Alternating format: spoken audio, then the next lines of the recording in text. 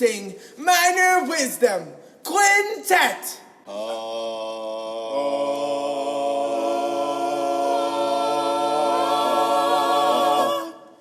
One, two, a skidda-didda-doo. Minor Wisdom. So this turned out to be quite the busy week, especially in America. So congratulations to President-elect Joe Biden and Kamala Harris, Vice President Kamala. I made tasteless jokes about Kamala, the wrestling Kamala, the WWF Kamala, the one that slapped his belly, and he pronounces it Kamala, and may he rest in peace. He died this year, but and I know that that's not how the Vice President elect is, that's not how she pronounces her name, but I just thought, why not tie wrestling into this? And so I did, and I'm sure some people found it offensive, but you know what? I'd like to go back to a day and age when people weren't as offended by simple things like that and fun little jokes, and so that's the personality that I have, and not to say I'm going to make horribly tasteless jokes or anything like that anymore. Those days are behind me. But a little Kamala kind of joke isn't too bad, especially because they won. If they hadn't won, then I think some of my friends might not have been so happy about the joke. But here we are. It's a fun little meme that I made that I hope you enjoyed. If you are friends with me on social media, enough about that. Bryce Ballew is my guest for today's episode, and Bryce is somebody that I have gotten to know through Texas Thespians. We have talked quite a bit through that, but we never talked personally. We never got to know each other personally. And it's something we actually discussed after I stopped recording, is that we just never have gotten to know each other as people. And so this was a very enjoyable conversation for me to have with Bryce, because I got to know him just a little better. I got to know him as a person. And yes, we talked mostly about education and theater and stuff, but that's who we are. Those are the people that we are. We are also both probably not the stereotypical looking theater educators, both of us. So I'm sure most high school students would put us in the coach bubble, if you will. But Bryce is known, or maybe he's not known, but I know Bryce is somebody that wears a hat all the time, and I wear a hat all the time, and it's not something lots of theater teachers do. Plus, we have beards, and those two things right there, boom, not very theater teacher-like. Right, Steward? So, anyway, this was a very fun conversation. I enjoyed it immensely. It is one of those that left me wanting more, and if that means that I want more, then Bryce will be back on the podcast at some point in the future, because I wasn't done.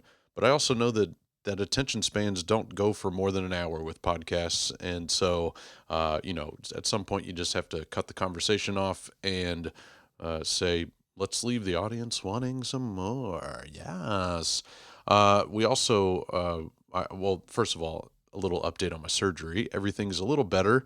Little raw in certain spots, if you know what I'm saying, but my doctor violated me and told me that I no longer have the hernia that he fixed, and told me that it shouldn't recur. But that being said, I don't get to lift anything for quite some time, and I'm like fearful of lifting anything, even like a spoon to my mouth, which clearly, if you look at me and the weight that I've gained over the past few months, it doesn't look that I've missed out on many spoons. But right now everything is too heavy for me. And that's my excuse. I can't even lift my daughter up onto the bed to change her poop. And yes, that's a whole different story. She still poops in a diaper at 4 years old, but we're working on it. Okay, get off my back. But anyway, everything is good down there, and we are at my school. We're getting prepared we're going to do a monologue showcase. So we did a little video and a film, if you will, of cage birds. And now we're going to do a monologue showcase in December with a set, with lights, with not really costumes, but a whole production's worth of things. And it feels so good to be planning this stuff. And I hope those of you that have been doing shows on your campuses have been experiencing some success and have maybe small crowds, or nothing bad has come out of any of that stuff. But I would love to hear tips and tricks and feedback from you guys. Every district is different, but we are gearing up to do something in about a month. So excited. So Hope you guys enjoy this little chat that I had with Mr. Bryce Ballew. Get a hold of me on Twitter, Facebook, wherever you can find me. Take care, everybody. Have a good week. Hello, this is Bryce Ballew. This is my first podcast that I've ever done before. I'm very excited that, Mr. Miner is going to guide my hand and take me through this process. So we talked a little bit off camera before this goes on, and I've watched a little bit of the previous work that's happened before me, so I think I know how this goes on. So I wanted to talk a little bit about 2020 and about COVID and the coronavirus and educational protocols and the things that we've done. We've had some real successes, and then we've had some things that have just led us to scratching our head, for long periods of time. So a little bit about me. I've been in educational theater now for about 23 years. I have a master's degree in performance and direction and a minor in voice. A little bit of movement in there, but not enough to speak of. And certainly my dance professors would not want me to mention that at all. I was real lucky. I kind of went all around the world. So I started at a JC, right out of high school, at a school where the theater department was fine, but we went through about 3 teachers in the time that I was there in the high school. And I don't fault anyone for that. It was very difficult for them to come in. I completely realize now here on the other side of, 40 something,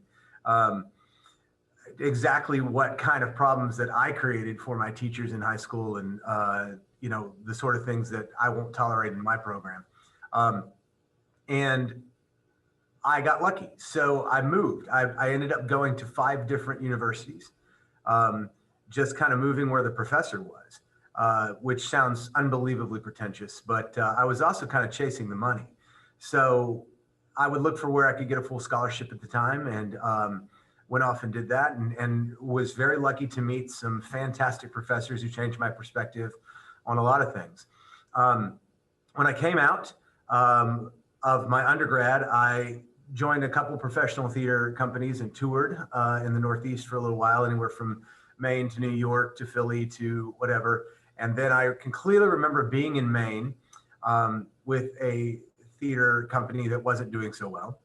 And it became a financial decision. So I decided that I wanted my master's sort of in the middle of that, and moved back to pursue my master's degree at a school that I didn't do my undergrad. I basically called them up and said, are you guys still interested? And they said, yes. So came out, went right back into the educational circuit.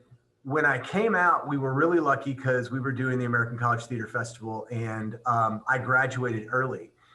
So like a fool, I took on too many courses, and that meant I was going to graduate with my master's early, mid-year. And I was in a show that was, Kennedy Center bound. We were very excited about that kind of thing, and suddenly realized I didn't have the scholarship anymore because I was graduating, and I wasn't getting TA paid anymore, and so found myself in a garage apartment going, what am I going to do? And my family had been in education for a little while, and one of my college professors said, have you thought about teaching? And I laughed out loud in her face. And then I went off to a 1A in a small town in Texas that really valued the one-act play process. And I mean, at the tender age of 26, just thinking I was the cat's meow, and ready to go take this thing on. And those kids taught me a lot, and then I taught them a lot, and then moved back to the Houston area and immediately threw myself into some 5A and went, okay, so this is different. And bounced around for a little bit. I felt like an educational gypsy for a little while. And then found myself in Tomball, where eggs and Chevrolets are cheaper. I don't know if you remember those old commercials. I do. Yeah. Yeah. Tomball bunch. That's so a specific reference, Bryce. That's a very raised by television, So I went, Tomball? You got to be kidding me. What's Tomball have to offer me? And I went out to Tomball High School, and I met my coworker at the time, and I walked around and looked at facilities, and I looked at him and I said, you have an art school. You just don't know it. And he went, okay, let's play. And so we did for a little while, for about 7 years. And then they opened a new campus here at Tomball Memorial High School. And I was very fortunate that my principal at the time thought that I should head that ship. And I went out there. And so now I've been in this district. We're coming up on 16 years. We've put down roots. My wife, my fabulous, beautiful, fantastic, intelligent wife. Is that enough? Should I go more? Okay. She said, Are you paying her by the no, adjective? no, Okay. she loves podcasts. And I mean, I'm all NPR'd out, Okay. just, God bless Rachel Maddow and all these, I mean, my wife, I get a steady dose of, let me put it this way. The Subaru is part of our lives, Yeah. So I get up in the morning to podcasts and I've heard them all. So she's probably more excited about this than I am. So I know she's going to go back and watch this kind of stuff. So let me make sure I get all the adjectives in there. My beautiful, intelligent, fantastic wife. Yeah. She teaches AP English and is probably one of the best teachers that I've ever seen before in my life. And now the capstone program, but we had to move her to Tomball Memorial, because we realized the opportunity I had to be a theater teacher here in this district, which is very supportive of the arts. And then she just promptly took over, in her field. And so now our child is in fine arts in Tomball, and we absolutely love it. And we're watching this district explode and grow, and once they put Highway 99 through, which I refer to as the Highway of the Damned, once it popped up, there's a neighborhood a week out here. So there's a lot of great growth, and the district is just swimming in industry. And it's great because the folks that move here are a lot of BP and a lot of Exxon and a lot of, the computer boom. And so you get this really great classification of student. And don't get me wrong, I have some friends that work all over in the state of Texas, and some of them are Marines and they have problems that I don't. And then some of them make magic from nothing, and I'm always just enthralled and awed by that. And some are sitting on a gold mine and do nothing with it. I know I just encompassed every part of the world right there. But we're really, really lucky. And we've hired some new staff this year, and they're cracking into the school right now and adding on to it in the fine arts department because we're growing so quickly that they can't add on. So I try to be nurturing. I try to love my job. I feel as if you don't like work, you shouldn't go. And I want to make sure that I create a place where students understand what art can bring them. I don't like to be tyrannical with performers. I think that with high school students, that if you yell at them, they clam up. I think that if you show them opportunity and where they can go, they'll surprise you every time. With student technicians, I think what's really, really great about them is watching them put all the pieces of their intelligence together, and then realizing why the way the thing they is, and then they have an inherent sense of pride, and you have to do very little. And I think it's all about your classroom management and how you create camaraderie in your program and how you create pride in your program. And I don't like to lie to them.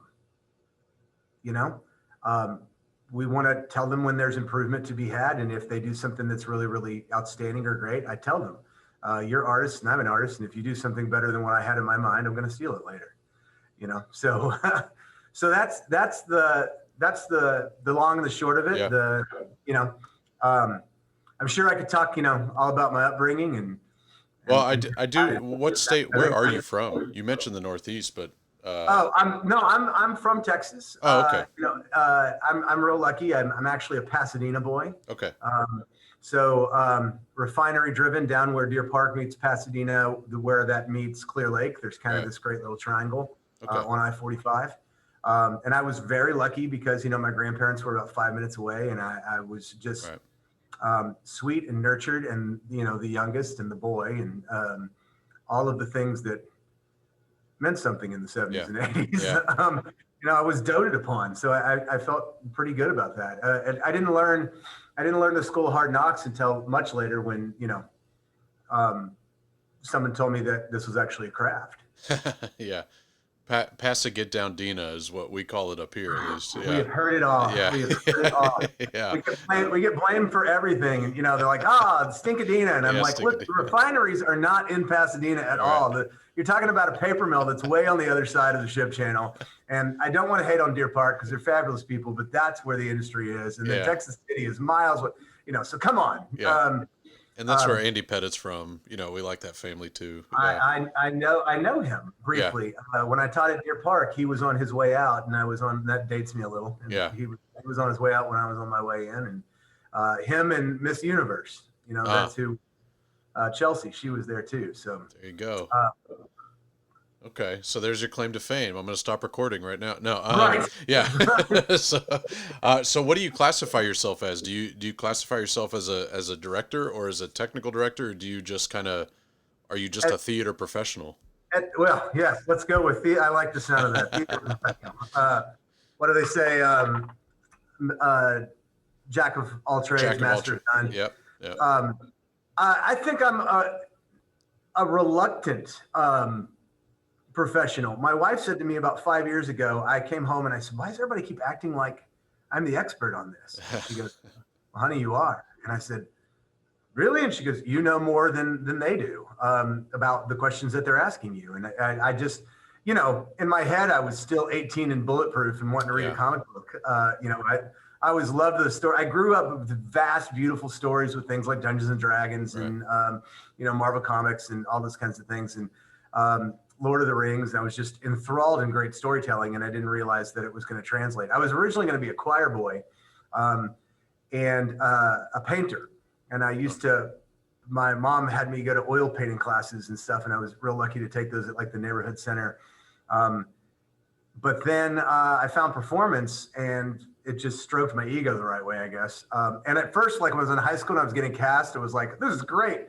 And then when I got to college, I realized I was getting cast because I was loud. You know, I'm the same way. I got cast because I could grow facial hair, so I could look older than, you know. They didn't have to do any spirit gumming to my face, you know. It was loud and aggressive, and then I met my first great college director who looked at me and goes, "Okay, so loud, angry, good trick. What else you got?" And then, you know, we set out to learn the actual craft, and I tried to pay attention. I learned. I can tell you that I think of these great college professors, and a lot of the times I learned by running into a wall, but I put that wall in front of myself. Yeah. And I can clearly remember I had a great technical director named Jerry Ford, and I can clearly remember him looking at me, and I asked a stupid question when I was like 19 years old. I said, you know, what do you think of me, really, honestly? And he said, I think you'll be really cool when you grow up. You know, and that like tore me to the core. And so that stuck with me probably a lot longer than he thought it was. Right. And I can remember another great technical director who has passed now. His name was Jeff Weiser in Louisiana. And I remember him grabbing me as I walked off of stage, and he said to me, he had a very characteristic voice, and he goes, I'm not an actor, but that was really bad. And he goes, I'm not going to tell you how to fix it. I'll just tell you that was really bad. And then he didn't realize how much that shook me. And then I found him like a week before the show was open, and I go, how was the scene? He goes, what scene? The one you said was really bad. He goes, oh, I wasn't watching the scene. He goes, I'm assuming it's better. You're still in the play. Yeah. But I was real lucky when I woke up and figured out that servicing others would teach me a lot more than servicing myself. Right.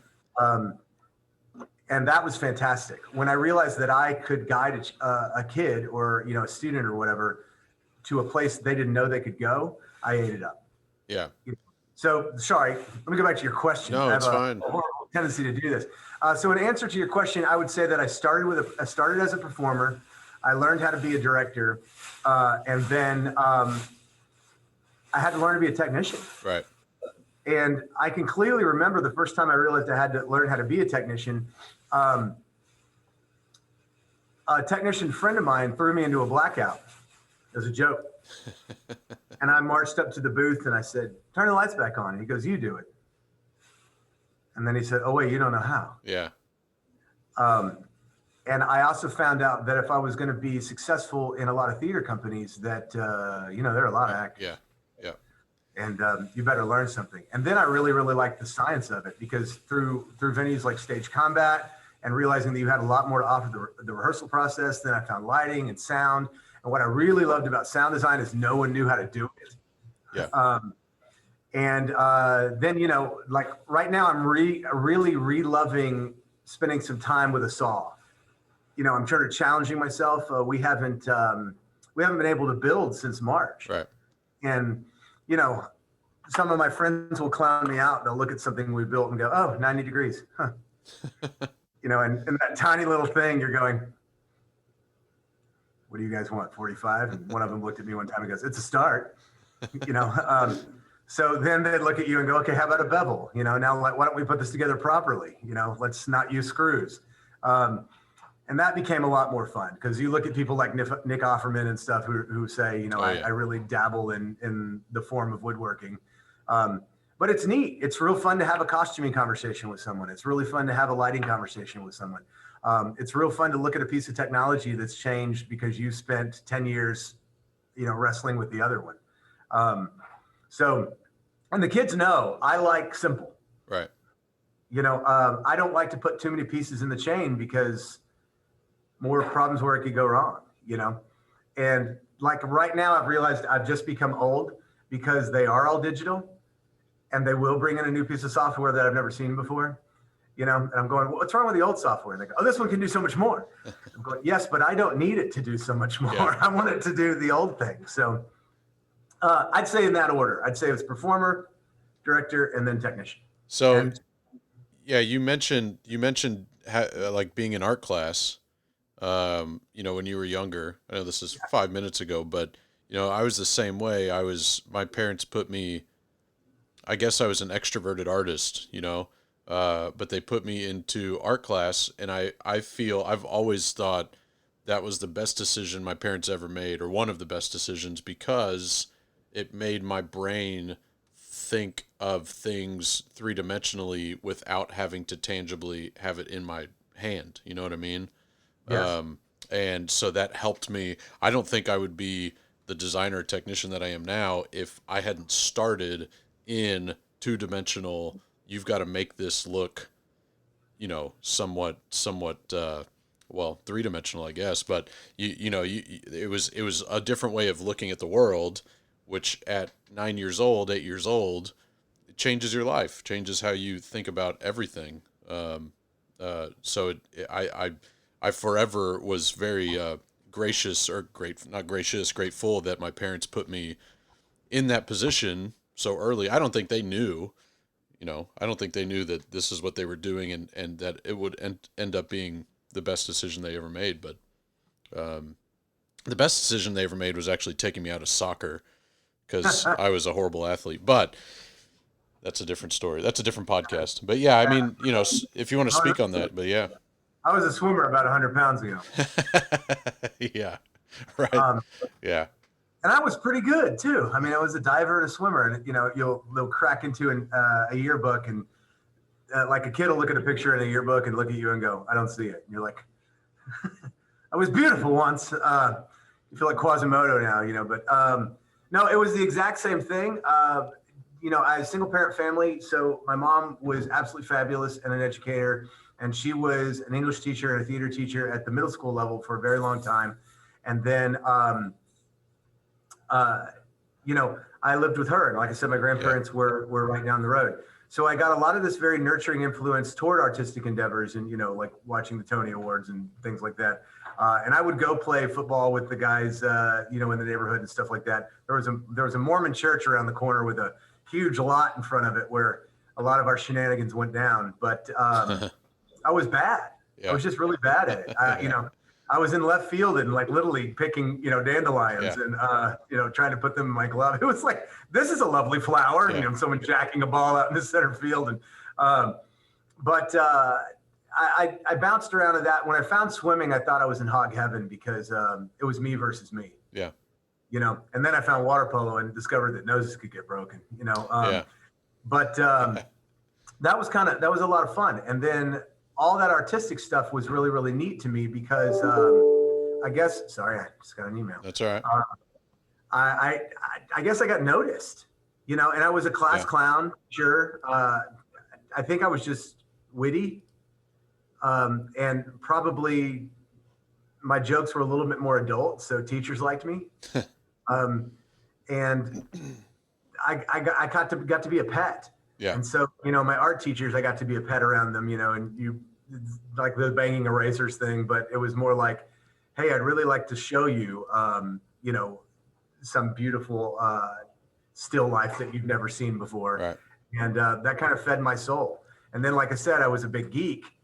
So, looking at even all that comic book art, and then looking at, the fronts of, the player's handbook from Dungeons and Dragons, and then James Bond, just anything with a great story attached to it, I was hooked. And so I lived a lot of time in fantasy.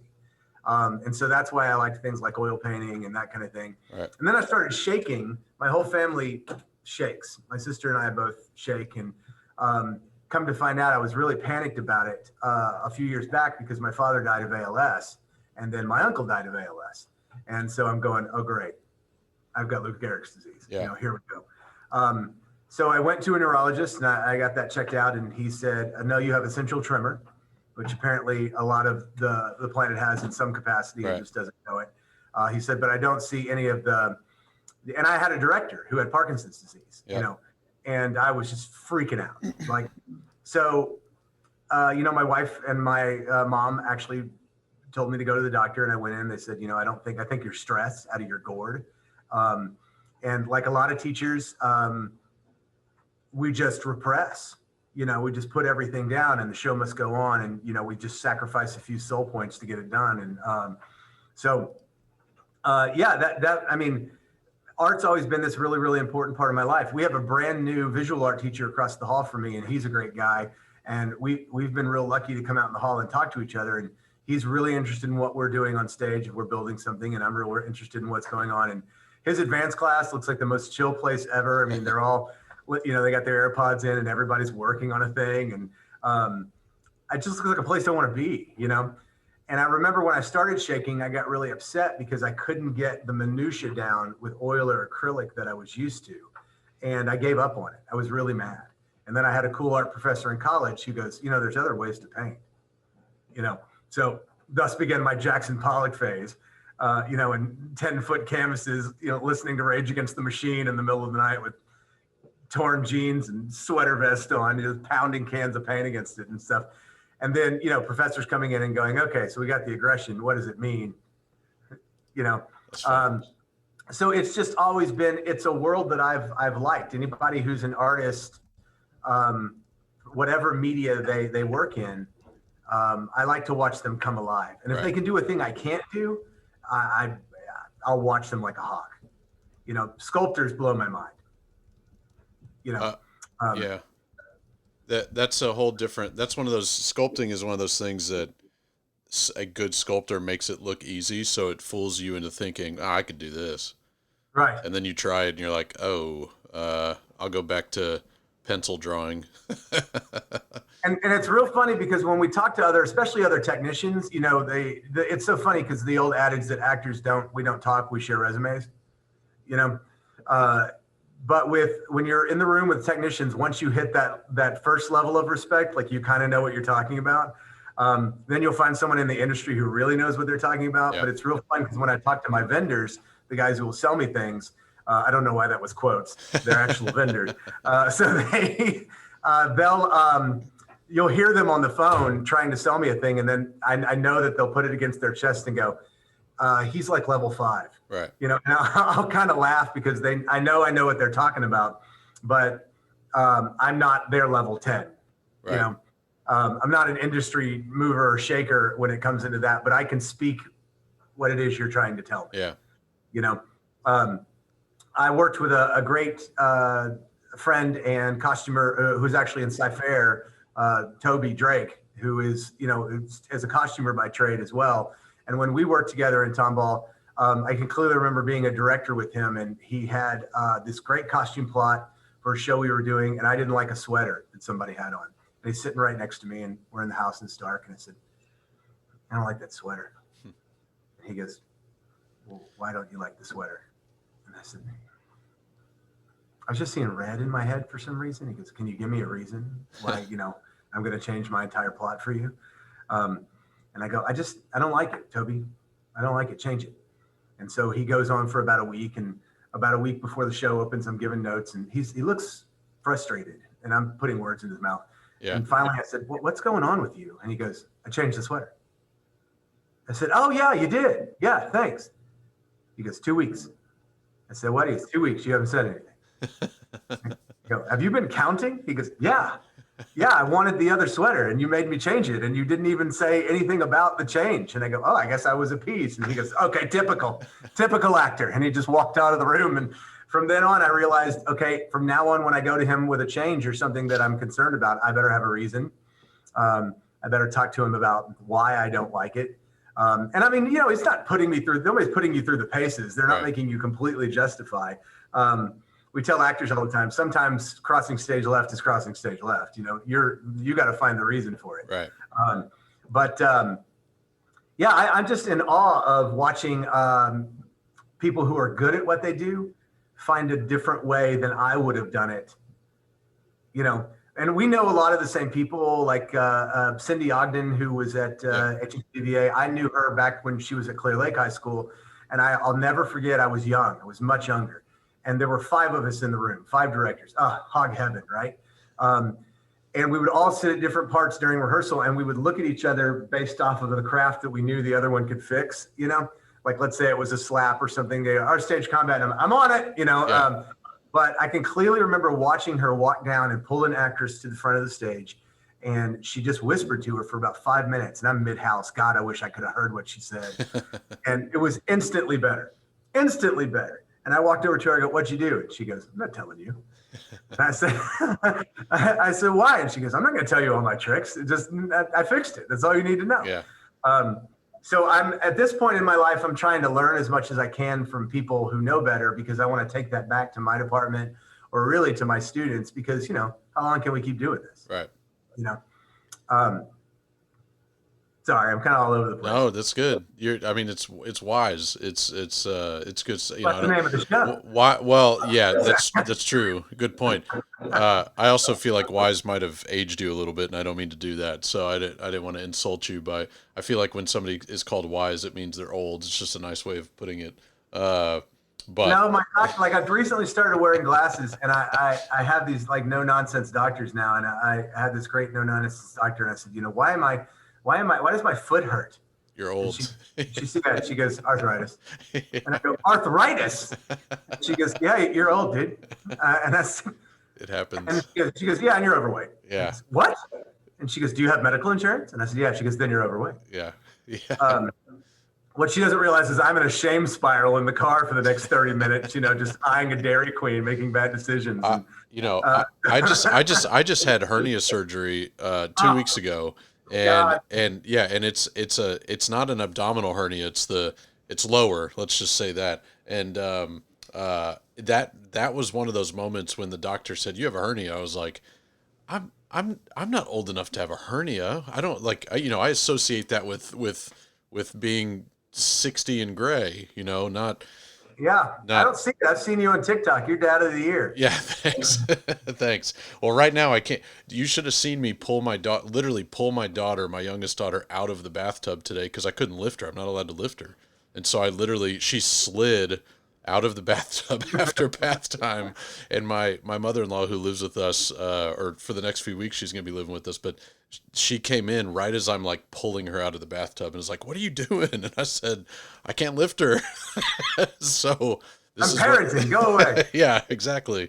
Bryce said I'm dad of the year. Leave me alone. That's the new shirt. I'll get you the new shirt. Dad of the year. Exactly. So I had a question about your pedagogy. I know that's a big word, and teachers hate hearing that, but I know what it means. I know you know what it means, but teacher, sometimes it's again a negative word in our world. But you mentioned that you kind of and I'm paraphrasing, but you kind of mentioned that your philosophy changed a little bit, or your philosophy now is what it is. When did it become that? Because I doubt when you walked into a classroom day one at 26 years old, you had your teaching style down. Nobody does. So when did that kind of light bulb flip on, or when did you have that moment of, I got to do it like this so that it's a little more effective? Does that make sense?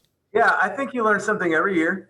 I think what's the biggest joke about getting older is that you realize the joke, what do they say? Right before you die, you'll go, oh, and then lights out, right? Yeah. But yeah. I think of mistakes that I made when I was younger that I would never make now, or that I see a younger teacher make that I want to help with. Like you're watching them zig when they should have zagged and they're about to run into a wall, and you want to save them, but then you have to think to yourself, okay, is the best way for them to learn to hit this wall, or for me to stop them? Because I've had people that I've worked with before, or younger assistants, where I might have saved them when I shouldn't have. And I had a really great principal who I'm no longer working with, who said, you put out fires to the point we didn't know anything was burning. Yeah. And I just had a problem with letting someone else professionally hit that wall. I think that we should stop that from happening. But slowly I've learned to let things go. Like I used to really be a control freak because I had to have my hand in every pie. And now there are things where it's the student's responsibility and not mine. Like, let's say it's a t-shirt. They're going to design a t-shirt for a show. That used to really, really matter to me. Like, my artisticness would go, every little thing has to be right. And now I go, it's the show shirt. I'm going to wear it twice. Yeah, and then cut the sleeves off and wear it to bed. Right. Yeah. It's going to become a paint shirt before you know it. Like I have so many t-shirts now that in the house we have to do the great purge. Yeah. And you're holding on to them for sentimental reasons. Like, oh, that was a really good class of kids. And you're going, yes, but I'm not making a quilt. Yeah. I need that drawer. Yeah. And I've learned to let that, because it's their shirt. Let them design it. It's their poster. Let them design it. So long as I can read it, so long as it's eye-catching, so long as it gives the information about the show. Okay. And then so long as the design is there. Like, don't put something on your poster that says nothing about what we're doing. But you got to let those kind of things go. Right. So if I have an assistant and it's their term in the classroom, their classroom management is their classroom management. I can set expectations for the department. I can talk about a few things that are non-negotiables. And then there needs to be plenty where that person needs to figure it out on their own. Yeah.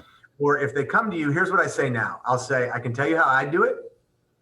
I can tell you how I've done it before. I can tell you what pitfalls that you might run into. Or I can tell you about who you're about to go talk to somewhere else in the school district and how they're going to want it. But other than that, I think that people grow with freedom. Right. And if you create an environment for them that is too restrictive, then you have puppets and not leaders. Yeah. So when I started to learn was when I started to let go. Right. I would try to manipulate a situation to what I wanted it to be instead of what it is. And I keep thinking of great college professors. I had one in Louisiana who used to say to me, you can keep swimming until you're tired, or you can learn to see where this is going to take you. Right. There are plenty of great destinations down the river, and I didn't realize that because I was really happy in the pond that I was in. And I didn't realize that I would not evolve unless I let myself every once in a while get swept downstream or, see where else we were going. So when did that happen? I can't put a definitive date on it. Sure. And I didn't wake up like changed forever. Every year I like theater more and I stopped trying to fight it. Right. Yeah. So let's say that a kid does a thing on stage that I never would have seen before. Okay. Why do I need to manipulate that? Yeah. Did they do what the character's supposed to be doing? Are they listening to the other actor? Are they storytelling? Am I enthralled in what they're doing? Then there's no need for me to put my cherry on top of the sundae. Then it just becomes hubris. Right. It's like pretentious of you to think that you're going to change someone else's great moment.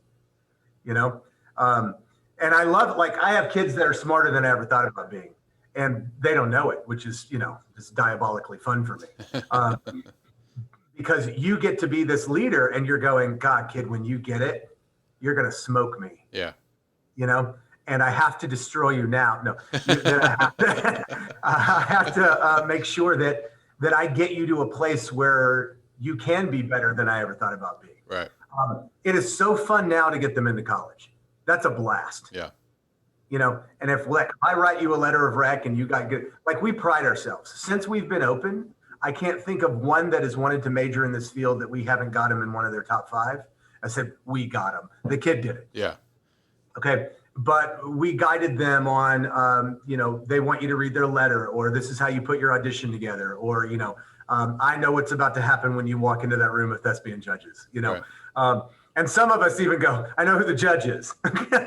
Make sure you say this exact thing, Yep. But it's real neat. And I really like when other directors or when other teachers or when other artists will look at me and challenge me. Right. So, we all know Luis. Okay. The kids call him, Santa. Right. Mexican Santa, I think is. Yeah. We get Latino Santa and Feliz Navidad and all kinds of other things that sound vaguely racist. Yeah. And he'll come in and he'll spend 5 minutes with the kids and you'll go, why didn't I think of that? Yeah. And he put his arm on my shoulder one time, and he probably doesn't remember this. And he squeezed me and he goes, because you're thinking about other things. Right. And it was like absolving me. He goes, Bryce, you did 900% of the work. I just get to come in and go, you forgot the one thing. Yeah. And it was like he lifted this veil off and he goes, I get to go all around the state of Texas and go, you forgot the one thing. You forgot the one thing. And he goes, but if it helps you guys reach the last part of your journey, then great. You'll have someone come in from Lucian Douglas. We'll come in and say one thing to your cast and you're going, okay, all right. This is absolutely fantastic. I was on the phone with one of my coworkers in the district today, and he reminded me of a thing I hadn't thought about for a very long time. So, yeah, I know I'm kind of all over the board here, but it's real fun to learn from the others. So it's this evolution, and I'm thinking of people who knew me when I was a student at like 18, and I hope that there's some pride there. But I go back to that one director who goes, "Guy, you'll be cool when you grow up." And I hope that I am cool. I like the kids. I hope they like me. I like the job. I hope that I do well at it. And like I tell the kids sometimes, I'll try to say something like, I'll say, okay, I think there's a lot of teachers that shouldn't teach. Yeah. And the kids go, the first thing they want to do is start naming names. And you're going, I work with these people. Don't give me names. Yeah. But they don't like their job. Yeah. Or they've become angry. One of the greatest things I ever saw was a quote that said, if you don't feed the teachers, they eat the students. Yeah, that's good. And so that transitions to and I know you mentioned this previously that you kind of want to discuss it, but right now, especially with how things are being unfolded with online and face to face and the mix of the two, the hybrid of the two, there are teachers on all ends of the spectrum now. We're gonna talk about this. Yeah. And there are teachers that are even a year ago at this time were the most passionate teachers in the world that have just lost it, that have just kind of said, you know what, this year is a wash. We're going to, in 10 years, we're not going to look back and this year won't even exist, Yeah. And so for theater teachers, because the expectation is still there for us to produce something, whether it be on stage or some sort of Zoom show or some sort of virtual, we did at Travis, we had the kids come in and one by one, we recorded them in front of a green screen. And then it was an editing nightmare, which is not something a lot of theater teachers are used to doing. But we made it work. And I think a lot of teachers are doing that. But in the theater world, I know you're doing Greater Tuna. Which one are you doing? Just the OG, as the kids say, the original? I like that. The OG. Yeah. Tuna with gangsters. That's Tuna with gangsters. And also, speaking of that as well, not 30 minutes before you and I started chatting, my daughter was furiously writing something down. And I was like, Ava, what are you doing? And she goes, I'm putting down some, oh my gosh, now I can't even think, where she drew some pictures and she wanted me to think of what the pictures said. Right. So she wrote, thank you. And she wrote, nah, and then a fish. And I said, what is nana fish? I don't understand. She goes, Daddy, how many nanas are there? I said, there are two. And she goes, okay, what is it? And I said, so there are two nas. Oh, tuna fish. And so anyway, it was a very slow moment for me, but it's I don't know what that has to do with anything other than greater tuna. Yeah, But we can do dad jokes all day. yeah, that's a whole nother podcast. I tried that Yeah. podcast and it flopped, I do want to hear about like what is it that you have done with this process of greater tuna, of producing greater tuna, that you don't ever want to see again? And then what are things that you're going to be like, oh my gosh, why haven't I been doing this for the past 20 plus years with my shows? Like what are the two extremes, the polar opposites that you're kind of taking away from the show? Things that I never want to see again. Knowing that my students may watch this, that my administration may watch this, Yeah. that Yeah. my lovely and talented, beautiful and intelligent wife may watch this. Yeah. Okay, things that I never want to see again versus things that change the game. All right. Yeah. So why this show? Well, when the world ended in March, It was paused. It was paused. The world paused. Sure. Yeah. Yeah. Okay. Let's use socially responsible terms. Sure. When we took our 6-month summer. Yeah. So when the world ended, we were on cloud nine. We were in the one act process. We were doing Lebensraum. I love Israel Horovitz a lot. I'm also a giant Beastie Boys fan, so you got to do that. Yeah. Yeah. No communication. Yeah. And so that plays very special to me. I did it in college, and so we were having a great time. We were smoking it. Kids were doing everything they were supposed to be doing. Tech was rolling. Everything was really, really happy. And we'd been through a lot.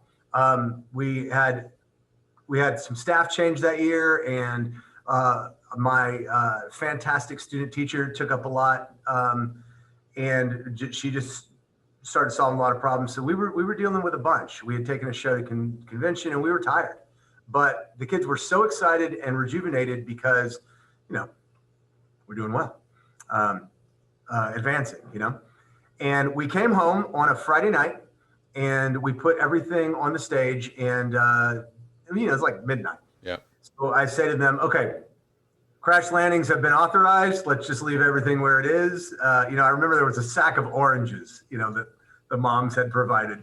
Want the cats to get scurvy or whatever, Yeah. And For your soccer team. Yeah. Good to right. Yeah.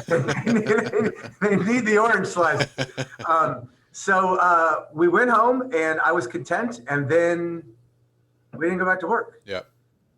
And at first we thought, okay, well, this is going to be a thing. And then it started to dawn on us. So what you mentioned became reality. We were fried. Yeah. We didn't know what to do. And fish got to swim, teachers got to teach. And a lot of us really just that's what we wanted to do. And that's kind of a psychological problem too, because, we've all been talking about self-care and stuff like that. Yeah. Some of us don't know how to stop teaching. Right. We just want to work. And we couldn't.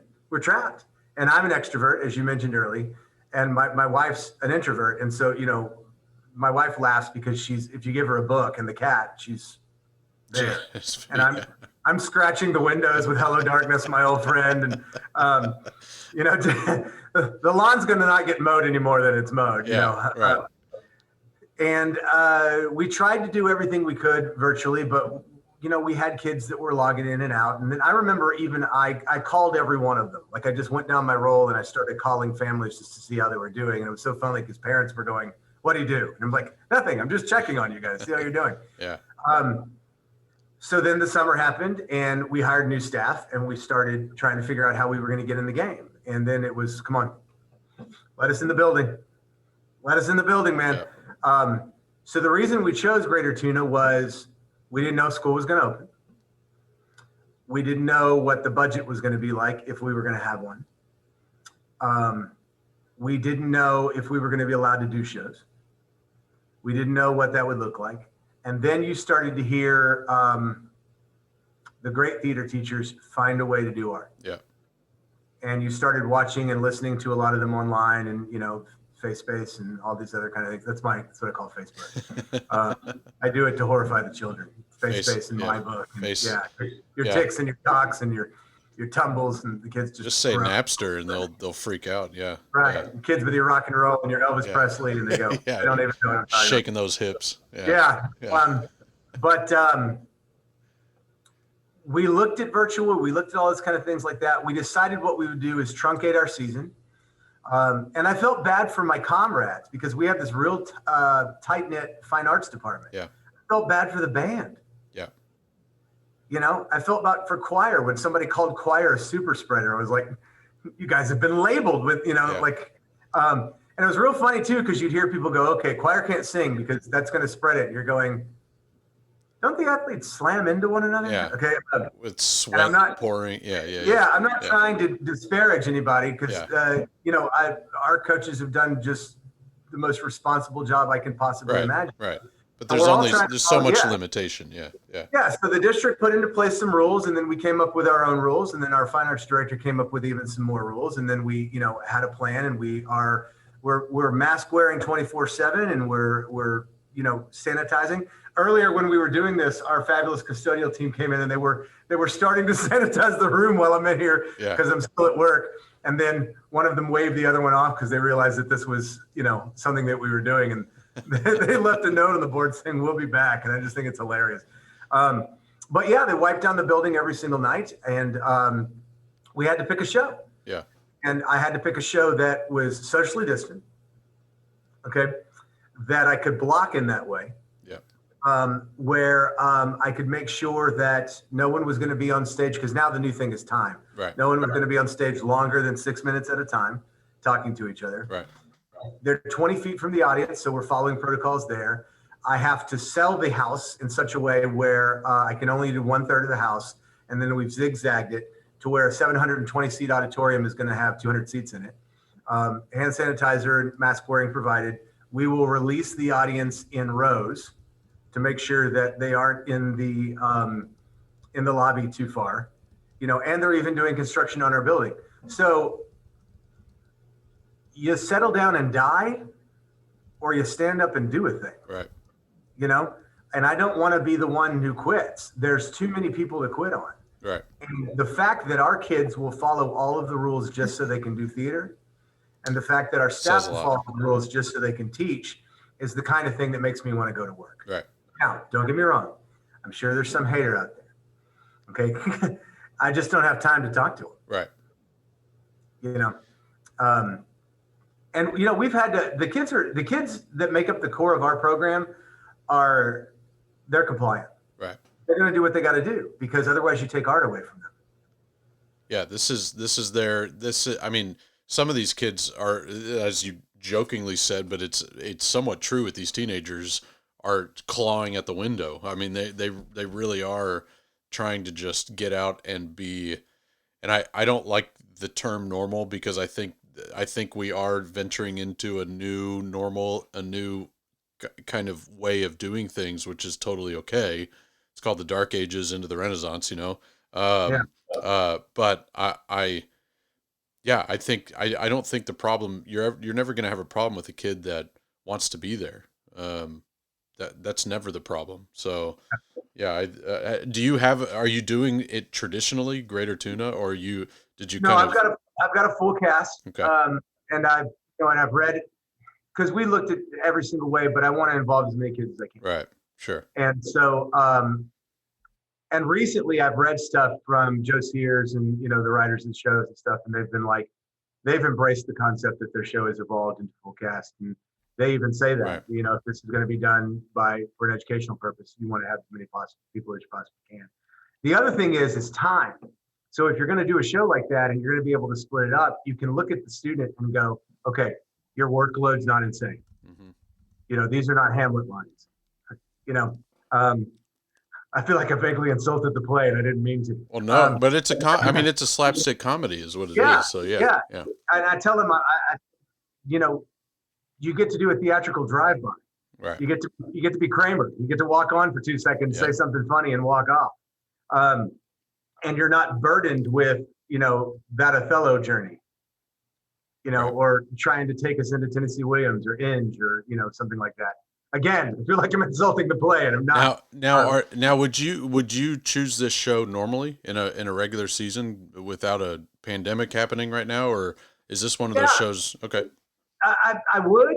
Um, I would, especially as an opener, because people got to laugh. Yeah. And I used to really open with some dark stuff, man. It was into some real heavy, dark stuff. And finally, one of our principals, after the first 2 years we were open, one of our principals comes to me and says, "Can we laugh? Is that allowed?" Yeah. And I was laughing. They go, "They're calling you Dr. Death Yeah. in the teachers' lounge." And I had to explain to them. I said, "Yeah, well, we open freshmen and sophomores." Yeah. And I said, "We're teaching them how to act. Comedy's hard, you Yeah. know." So I'm working a lot on student confidence right now. And then once I've built an ensemble, or once they're working together, then I'll start varying things up on them. But then, we started looking into, and we want to teach them style. Yeah. So you mentioned slapstick. If we do farce or noises off and doors slamming and people running up and down stairs and, that kind of thing, then we want to bring in a Shakespeare, or Right. then we want to bring in, we want to make sure that our audiences are also happy in the community. Right. So, you do want to give them a children's show that's fun for the whole family. We do our musical every other year because we want to involve the entire finance department. So our band director, who's my department head, set out an edict a long time ago where he's like, we all go or none of us go. So we want a full orchestra. We want choir involved. We want band involved, orchestra, dance, visual arts. We want to all work on this fantastic musical. And then sometimes it's one act play and we go into a real small microcosm, and that's when we can start looking at plays that aren't family friendly or, up there for our entire season. And then you have community standards. So, Yeah. I had a great principal one time who said this to me, and I'll never forget it. Really good principal. He looked at me and he goes, "Principals don't like ambiguity." And I went, "Oh, that resonates with me really hard." He goes, "Don't let me fill in the blanks. If you let me fill in the blanks, I'm going to fill it in with the worst possible." Yeah. He goes, "If you spell it out for me, then I can defend you." Yeah. So I can clearly remember the first time I heard somebody had a problem with the crucible. John Proctor sits center stage and yells out, "God is dead," and he rips up his confession. And if you read that out of context, people are going to lose their mind. Right. And if you see the show and realize that everything's corrupt, you can get away with a lot. Right. We were doing Joint at the Head, fantastic play, and there's a line that says, "Cancer makes you feel like," and I'm not going to say it because my daughter might watch it, a bad word. And I looked at the principal at the time and I go, "Can I say this?" And she goes, "Yeah." And I go, "I didn't think you would say yes." And she goes, "Well, as a cancer survivor, I can tell you that it absolutely makes you feel that way, and I'll be happy to defend that." Yeah. And I went, "Let's go." So we were doing Blood Wedding, and play gets a little body at times.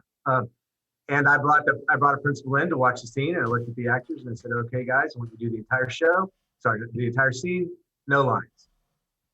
Let's just go through the physicality." And he looks at me and he goes, "You're fine." And I go, "Really?" And he goes, "Do you not want it to be fine?" I go, "No. Yeah. I'm just." He goes, "Bryce, you are fine challenging an audience." He goes, "We will defend artistic liberties for you to challenge an audience because we don't bury our heads in the sand and we don't live in a hole." And he goes, "And I don't want you to walk through life with a black marker, and I know that principle." Yeah. Okay. He goes, "Because when do you stop?" He goes, "So don't put me in a situation. You can challenge your audience, don't insult them." Right. And that's resonated with me for a very long time because I tell younger directors, because we work with some students who are very young directors, or when they get a monologue as a performer and they're like, "I get to say something." And you're like, "Yeah, but that's a very young point of view." Yeah. If you're in it for the shock value, then it ceases to have any shock or power at all. So let's say you're playing a gangster, I'll say to the kids, and there's a lot, the F word is every other line. Well, this is part of his vernacular. You're not an 11-year-old learning to curse for the first time, then hitting every single one of them. Now, does it sound natural? And I tell them the noun's the most important part of the sentence. The most important part of the sentence. You're just hooked on this adjective. Or what's more fun is when you take the curse word away from them and say, "Can you still make it mean the same thing?" So I don't have a problem when somebody says something like that to me because it's a community. And the people who come through my doors, I want to make sure that there's something for everyone. And then if we're going to look at a piece of work that is that's rough, Yeah. or kind of ruffle some feathers, I better be able to justify why, or I made an immature choice. Minor wisdom.